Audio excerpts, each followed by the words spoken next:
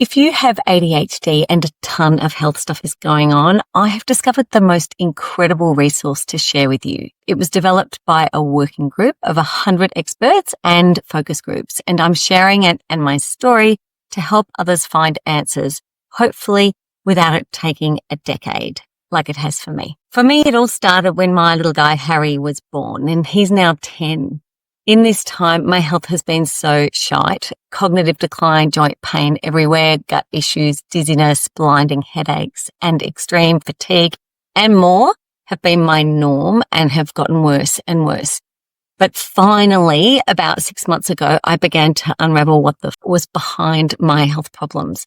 One diagnosis at a time, I was finding research that explained my symptoms, and I'm slowly recovering with a lot of trial and error, and I've seen some amazing leaps in improvements. So just as my health started to improve, lo and behold, some angel in a US Facebook group shared a resource that explained the whole bloody nightmare. I can't possibly fully express how much of a game changer this document is for adults with ADHD and those who are autistic. Essentially, it's a document for doctors explaining how to assess and treat a constellation of illnesses that we commonly experience. So its purpose is to help your doctor manage your health issues. And in my mind, it is without a doubt the most valuable piece of info I've ever come across, apart from the article that I read that made me realize I have ADHD. But having everything laid out like this document is beyond incredible. So there are some key points I want to make before you rule out whether it's relevant to you, because it's not always obvious. Firstly, you don't have to have evidence of every condition it mentions for it to be relevant. Secondly, you might think some of these conditions aren't relevant to you when in fact they are. For example, so many people have been told they're not hypermobile by specialists because they're not at the extreme end of the hypermobile spectrum. Sound familiar? Many doctors don't realize that hypermobility doesn't have to impact all joints or even be severe to be a problem, and it can be historical. So if you were flexible as a kid, that's enough. Another really important point, the reason why this info is so important is because all these conditions are interrelated, and therefore treatment of one the wrong way can make others worse. But similarly, treatment of one the right way for us can have amazing benefit across the other conditions. Okay, now let me explain how this document works. It's essentially 2 tables. The first contains info to help your doctor assess these conditions, and the second contains info about how to treat them.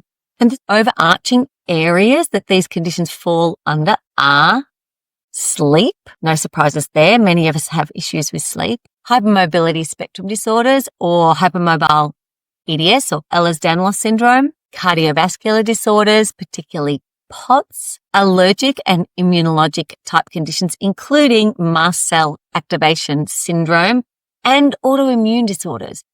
And this is really important, and I'll say more about this in a moment.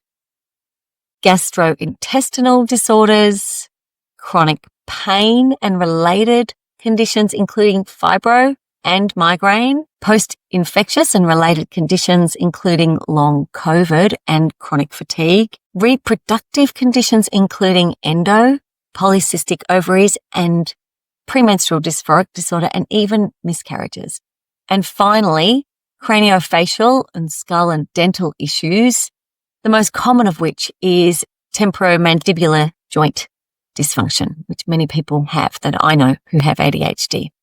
And there's one last detail I want to point out in this resource. At the beginning of the table about treatment, as you'll see here, it says, because mast cell activation disease is so common in this population, this may be a particularly helpful lens to look through. The more I read and learn, the more I believe mast cell activation is a key driver of so many of the problems we have. And I hear more and more experts saying this too, including the incredible autistic doctor who put this working group together, but many other experts as well. And the best bit, the management of mast cell activation syndrome is outlined in this document. And in terms of my own story, much worsening cognition and pain, and like so many others, had gotten so bad that they were making functioning almost impossible. But I'm finally on the mend. So please share far and wide. Much love and healing vibes.